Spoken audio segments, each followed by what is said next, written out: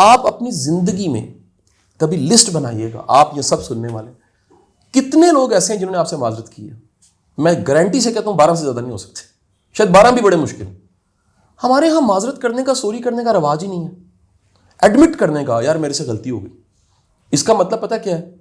جو یہ مانتا ہے کہ غلطی ہو گئی اس کو رشتہ پیارا ہے, اسے کچھ چاہیے جس کو وہ بچانا چاہ رہا ہے.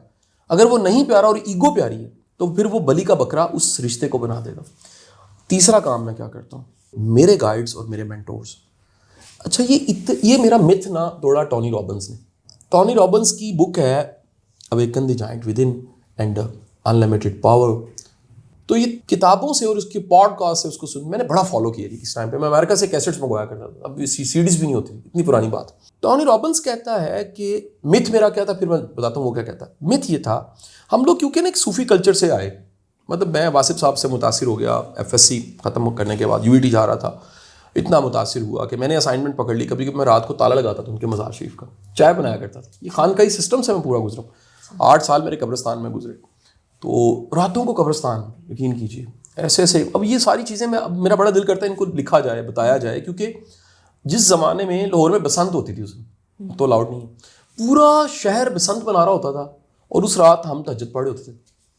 ہم کچھ دوست تھے جو مزار شریف پہ, واسف صاحب کے مزار پہ, میانی صاحب روڈ پہ ہے, ہم رات کو, وہ کافی بڑی ایریا ہے نا, اندر مسجد بھی ہے, تو ہم وہاں نماز پڑھے ہوتے تھے. کہیں سردیوں کی ٹھٹھرتی راتیں تھی, یقین کریں 2-3 بجے کا ٹائم مجھے آج بھی یاد ہے کہ میں قبرستان میں وضو کر کے اکیلے, اور اس کے بعد میں نماز پڑھوں, مجھے کوئی ڈر نہیں ہے.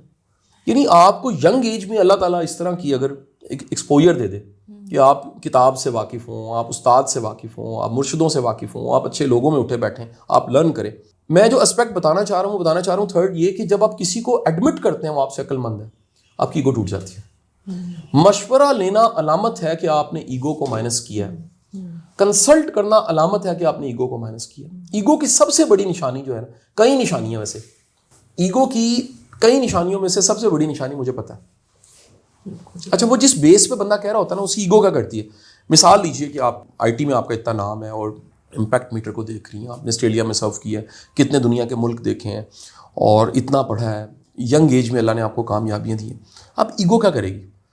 آپ کو ایک ایسا چیلنج آ گیا جس کا آپ کو نہیں پتا, فرض کرتے ہیں, یعنی فرض کرتے ہیں کہ وہ کوئی پزل ہے, وہ ان آپ کی اس اسٹڈی, اس ایکسپوجر اور اس سکسیس کے ساتھ نہیں جڑتا. میں فرض کر لیتا ہوں بہت سارے ایسے آتے بے شمار ہے, دانت میں درد ہو گیا, بے شمار ایسے. ہاں, تو ایگو کیا کرے گی کہ ڈینٹسٹ کہہ رہا ہے کہ آپ مجھے فالو کریں, ایگو کہے گی نہیں تمہیں پہلے ہی پتا. تو بڑی دنیا کی ایگو اتنی خوفناک حالت میں ہوتی ہے, اور میں ایگو کے بارے میں کہتا ہوں یہ بلڈ کے قطرے میں ہے, جسم کے خلیے میں ہے, یہ اتنی خوفناک ہوتی ہے. یعنی ایگو نے جکڑا ہوتا ہے لوگوں کو.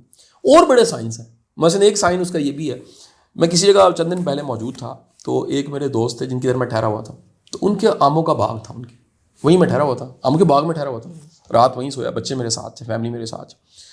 تو نیکسٹ ڈے ہم لوگوں نے کسی کو ملنے جانا تھا, وہاں ملنے گئے تو ان صاحب کو میں نے دوست کا تعارف کروایا کہ یہ زمیندار ہے, وڈیرے ہیں ماشاء اللہ, اور ان کا آموں کا باغ بھی ہے, اور وہ آموں کا باغ جو ہے وہ سردیوں میں آم بھی دیتا ہے. میں نے کھائے, انٹرسٹنگ. تو وہ جو صاحب تھے نا سامنے والے, انہوں نے ابھی سنا ہی ہے نا, تو ساتھ ہی کہتے میرے 3 باغ ہیں.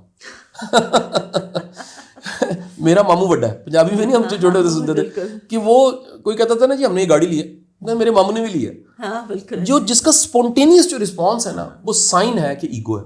اب یہ اس طرح کے کئی ایکسپریشنز ہیں, 12 ایکسپریشنز ہیں, میں منیمم بتا رہا ہوں. 12 ایکسپریشنز میں ایگو کی ساری شکلیں آ جاتی ہیں. تو جو مجھے پتا ہے یہ ایگو ہے. تو آپ اگر کسی مینٹور کے پاس جاتے ہیں, تو ٹونی رابنس کہتا ہے صوفیزم والے متھ میں یہ تھا کہ ایک مرشد ہوتا ہے. یہ صوفیزم ایک ہوتا ہے, ویسے ہوتا ہے ایسے, لیکن آپ یہ نہیں کہہ سکتے کہ وہ ایک مرشد سب چیزوں کا مرشد ہے. ہو ہی نہیں سکتا, سوال ہی پیدا نہیں ہوتا. ہم میں سے مجھے تو زندگی میں اگر میں مانوں, ایمان لایا ہوں جس بات پہ کہ سرکار دو عالم صلی اللہ علیہ وسلم کی ذات گرامی آپ کی ذات تو ہو سکتی ہے, زندگی کے ہر شعبے میں آپ کو اللہ نے, آپ عملی نمونہ, آپ کو فالو کرنا چاہیے. لیکن باقی یقین کیجئے مجھے ایک شخص بھی ایسا نہیں ملا جو پرفیکٹ ہو.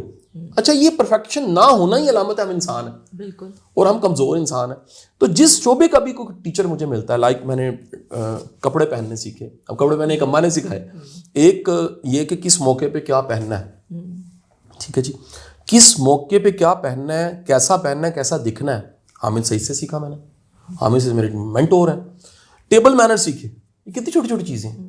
ٹھیک ہے جی. لیسز والے شوز کب پہنے ہیں اور دوسرے بغیر لیسز کے کب پہنے ہیں. فارمل ڈریسنگ کیا ہوتی ہے, سیمی فارمل کیا ہوتی ہے, کیجول کیا ہوتی ہے, ٹریول کرتے کیسے کپڑے پہننے ہیں, ہینڈی بیگ کیسا رکھنا ہے. ٹھیک ہے جی. چند دن پہلے ہم سنگاپور تھے, ہمارے ایک دوست کا جو بیگ تھا نا, اس کا سائز وہ ایلیفنٹ جتنا تھا. بندے کا سائز بندے جتنا تھا, بیگ کا سائز ایلیفنٹ جتنا. تو میں نے کہا یہ, وہ کہتے جی 4 دن کے کپڑے ایلیفنٹ کے بیگ. تو میں نے کہا میں 10 دن کے لیے بھی جاؤں تو میرا بیگ یہ ہوتا ہے, اسمارٹ بیگ. مجھے پتا ہے کہ کس کپڑے نے کتنے دن پہننا ہے, میں نے کیسے پہننا ہے, کس موقع پہ پہننا ہے, اور یہ سوٹنگ بھی رکھی ہوئی ہے کیونکہ ہم نے ہائی کمیشن کو ملنا تھا. تو اس کے لیے پراپر میں سوٹنگ کر کے گیا کہ یار مجھے ہر وقت ایک سوٹنگ لازمی رکھنی ہے کہ ایگزیکٹو میٹنگ آ جاتی ہے. اچھا, اب یہ بتانے کا مقصد یہ ہے کہ یہ جو تیسرا عمل ہے نا, اگر یہ ہماری زندگی میں آ جائے گا, ہماری بچت ہو جاتی ہے. بچت کیوں نہیں ہوتی؟ کیونکہ مینٹور نہیں ہوتا. اچھا کیوں نہیں ہے؟ اس کی 3 وجوہات ہیں. لوگوں کو مینٹور کیوں نہیں ملتا؟ پہلی بات, طلب سچی نہیں ہوتی. یار اگر آپ کی طلب سچی ہے نا, تو پھر دنیا کے کسی کونے میں کوئی پڑا ہوا نا شخص, وہ آپ تک پہنچ جائے گا, بلکہ وہ خود ملے گا آپ کو. وہ آ کے کہے گا مجھے حکم ہوا ہے. میں آپ کو ایمانداری والی بات بتاؤں, آپ کو لگے گا جیسے کسی نے اسے کان سے پکڑ کے کہہ دیا کہ اس کو گائیڈ کرو, اگر آپ کی طلب سچی. جسے واصف علی واصف صاحب نے کہا کہ پیر اور مرید میں سے مرید کا سچا ہونا ضروری ہے. سچا مرید جھوٹے پیر سے رستہ لے لیتا ہے. یہ واصف کی کوٹیشن ہے, سچا مرید جھوٹے پیر سے رستہ لے لیتا ہے. اچھا, نمبر 2 کیوں نہیں ملتا؟ کیونکہ ہمارا اعتبار نہیں ہوتا یا اعتبار خراب ہو جاتا ہے. یہ بڑا کامن ہے, کاؤنسلنگ میں بڑا کامن ہے. ایک دفعہ میرے پاس کوئی ایک شوبز سے کوئی محترمہ تھی, کاؤنسلنگ کے لیے آئیں, تو انہوں نے وہ کھلے نا, میں نے کہا آپ دیکھیں ٹرسٹ کرنا پڑے گا, آپ جب تک میرے ساتھ بات نہیں کریں گی, مجھے سوال نہیں پراپر کریں گی, میں پہنچوں گا نہیں, تو میں گائیڈ کیسے کروں گا. وہ کہتی نہیں سر. میں نے کہا کھل کے بتائیں کوئی مسئلہ ہے؟ اس نے کہا ہاں جی. کہتی جی میں نے فلانے بولا نا, فلانے عالم دین اور فلانے شخص کو بھی اس سے پہلے ٹچ کیا, اور انہوں نے میرے اعتبار کی دھجیاں اڑا دی. میں نے کہا جی انہوں نے کیا کیا؟ اتنا بڑا نام اس نے. کہتے انہوں نے پوسٹ لگوا دی کہ یہ میرے پاس آئی تھی. میں کہا اس نے کیا کیا؟ اس نے کہا جی انہوں نے پیسے مانگ لیے, اور وہ پیسے انہوں نے کہا جی سولوشن کے بغیر ایڈوانس جمع کرائیں. میں کہا انہوں نے کیا کیا؟ ان کا جی ان کی تو نظر ہی صاف نہیں تھی. اب یہ آپ جانتی, فیمیل سمجھ سکتی ہے کہ مرد کو نا عورت کیا ہے یہ شاید پوری زندگی سمجھ نہیں آتی. عورت کو سیکنڈ کے 100ویں حصے میں سمجھ آ رہی تھی مرد کیا ہے. یہ میں کہتا ہوں گارنٹی اس کا میٹرک پی ایچ ڈی کے ساتھ تعلق نہیں ہے, ڈگریوں کے ساتھ تعلق نہیں. اللہ نے بنایا ایسا, وہ ریڈ کر لیتی ہے کہ اس بندے کے اندر انٹینشن کیا ہے. اس کو لسٹ کا اس کو فوراً پتہ لگ جاتا ہے. اس کو کوئی گین ہے, اس کی انٹینشن میں خرابی ہے, اس کی نیت میں خرابی ہے, ایسے پتہ لگ جائے گا. یعنی میں تو بڑی جگہ پہ جو ڈسیزن کروانا ہوتا ہے, کوئی کسی کو میں نے JV کروانا ہے, ساتھ ملانا ہے کچھ, تو میں بیگم سے پوچھتا ہوں. کیوں پوچھتا ہوں؟ جو وہ بتاتی, وہ کوئی بھی نہیں بتا سکتا. وہ بڑے بڑے پیر نہیں بتا سکتے, وہ جو کشف اور دعا اور فلانا اور وہ بھی نہیں بتا سکتے. عورت کی سینس اتنی تیز ہے. یعنی ایک صاحب کے بارے میں مجھے یاد ہے, میری مسز نے کہا, میری فیلڈ کے ٹرینر تھے, گھر پہ آئے, فیملی آئی ان کی, انوائٹیڈ تھی میری طرف. پرانی بات ہے, ایسے 15 سال پہلے. میری بیگم نے کہا کہ آئندہ آپ نے ان کو فیملی لیول میں ملنا. بٹ ہیپن, وہ کہنے لگی اچھا میں نے دھیان نہیں دیا. اس نے کہا انہوں نے 3 بار اپنی بیگم کی انسلٹ کیا ہمارے سامنے. میں نے کہا ریکال, پلیز ریکال. اس نے کہا یہ میں کہا او اللہ کی پناہ. اس نے کہا جو اپنا جگر جان ہے اس کا, اس کی انسلٹ سرے عام کر سکتا ہے کسی پرائے گھر میں بیٹھ کے, وہ آپ کی انسلٹ بھی کر سکتا ہے. اس کو دو. اور یہ بات کمل ثابت ہوئی. وہ بعد میں وہ صاحب جب میں کلک کر گیا تو وہ جیلسی میں مجھے چھوڑ گئی اور جگہ جگہ میرے خلاف بات کرنے لگ پڑے. واپس آتے ہیں. یہ 3 ایسے عمل ہیں جس سے آپ اپنی ایگو کو کنٹرول کر سکتے ہیں. یہ منیمم میں نے 3 بتائے. ان کو کیونکہ میں پریکٹس کرتا رہتا ہوں, میں اپنے مینٹور سے, اپنے گروز سے, جن سے سیکھنا ہوتا ہے. مثلا مجھے اب AI کا کئی چیزوں کا نہیں, میں آپ سے پوچھ لیتا ہوں. ایسے کئی دفعہ میں نے کال کیا, کمل سے پوچھا, کمل مجھے گائیڈ کیجیے, یہ ایسے کرنا ہے ایسے کرنا ہے, یا یہ جو چیلنج ہے میرا, میں کئی دفعہ آپ کے پاس چیلنج لے کر میں آیا ہوں. ہماری چند ملاقاتیں, لیکن کئی دفعہ ایسے ہوئے کہ میں نے آپ کو بتایا کمل میرا چیلنج ہے, آپ مجھے اس میں گائیڈ کر سکتے ہو. یہ ایڈمٹ کرنا کہ مجھے نہیں پتا, اس سے ایگو ٹوٹ جاتی ہے.